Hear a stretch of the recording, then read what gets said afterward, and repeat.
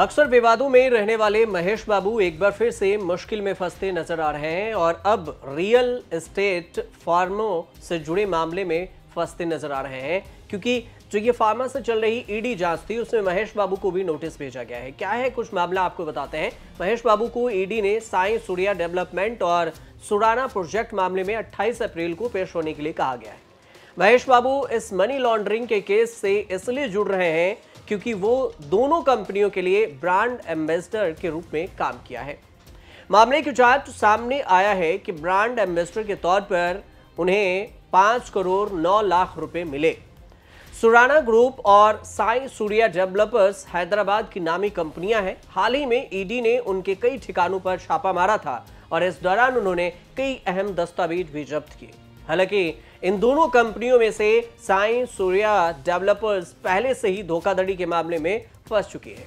Sai Surya developers के मालिक हैं सतीश चंद्र गुप्ता। हैदराबाद के जाने माने रियल एस्टेट बिजनेसमैन हैं और उनके खिलाफ साई सूर्या कंपनी के ग्रीन मीडोज नाम का एक प्रोजेक्ट के इन्वेस्टर्स को धोखा देने का मामला दर्ज हुआ है।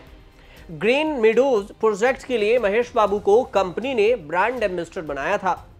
अब इसके लिए एक्टर को 5 करोड़ 9 लाख रुपए मिले थे।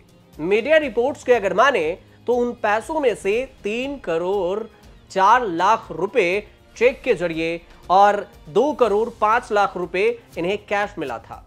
इस मामले में ईडी की जांच मनी लॉन्ड्रिंग नेटवर्क से जुड़ा और तेलंगाना पुलिस की दर्ज की गई जो एफआईआर है उसमें अनऑथराइज्ड लेआउट्स के प्लॉट को कई बार बेचने और फिर फेक रजिस्ट्रेशन के गारंटी देने को लेकर यह मामला दर्ज किया गया।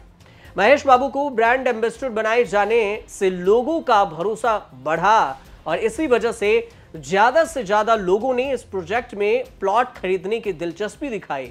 हालांकि उन सभी आम लोगों के साथ धोखाधड़ी हुई। हालांकि यह भी कभी अभी स्पष्ट नहीं है कि इस धोखाधड़ी के मामले में महेश बाबू किसी भी तरह से इन्वॉल्व हैं या नहीं। ईडी बस पूछताछ के लिए बुलाई है, लेकिन उनका नाम इसलिए सामने आया है क्योंकि ऑफिशियली दावा किया जा रहा है कि 100 करोड़ रुपए का लेन देन हुआ है। अब बात करते हैं महेश बाबू, जो इनके पास नेटवर्थ कितनी है और कौन है। 300 करोड़ रुपए के नेटवर्थ वाले सुपरस्टार महेश बाबू आलिशान महल में रहते हैं, साथ ही विवादों में भी रहते हैं। विवादों की वजह से भी इनकी खूब चर्चा होती रहती है।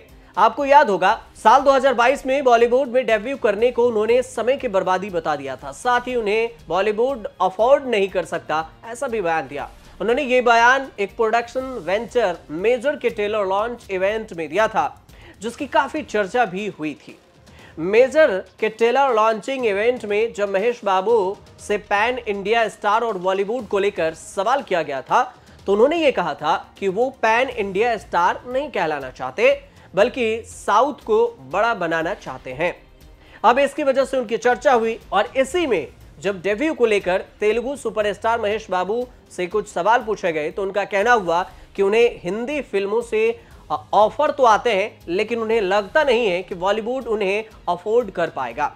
और इतना ही नहीं, उन्होंने ये भी कहा था कि जहां उन्हें अफोर्ड नहीं किया जा सकता वो ऐसी इंडस्ट्री में काम करके अपना वक्त बर्बाद नहीं करना चाहते। महेश बाबू के इसी बयान पर काफी बवाल हुआ था। सोशल मीडिया पर भी ट्वीट वायरल हुए थे, आरोप लगे थे। सोशल मीडिया पर साउथ वर्सेस बॉलीवुड के जंग छिड़ गई थी। इसके बाद महेश बाबू की चर्चा खूब हुई थी। महेश बाबू एक्टर होने के साथ साथ प्रोड्यूसर भी हैं। महेश बाबू के चेन्नई, मुंबई में एक और हैदराबाद में 2 आलीशान घर है। इसके अलावा हैदराबाद के फिल्म सिटी में भी महेश बाबू का एक घर है। हालांकि वह हैदराबाद की जुबली हिल्स में भी बने 28 करोड़ रुपए के आलीशान महल में अपने परिवार के साथ रहते हैं। अब बात करते हैं इनके शुरुआत में और इनके शादी की। 2005 में महेश बाबू ने बॉलीवुड एक्ट्रेस और शिल्पा शिरोडकर की बहन नम्रता शिरोडकर से शादी की थी। महेश बाबू के 2 बच्चे हैं, गौतम और सितारा। अब देखना यह होगा कि महेश बाबू पर जो आरोप लगा है ये मनी लॉन्ड्रिंग का, इसमें ईडी पूछताछ में क्या कुछ मामला सामने आता है, क्या कुछ निकलकर सामने आता है। फिलहाल कुछ अपडेट आएगा तो हम आपको जरूर बताएंगे। तब तक आप हमारे साथ बने रहिए और देखते रहिए न्यूज़ तक।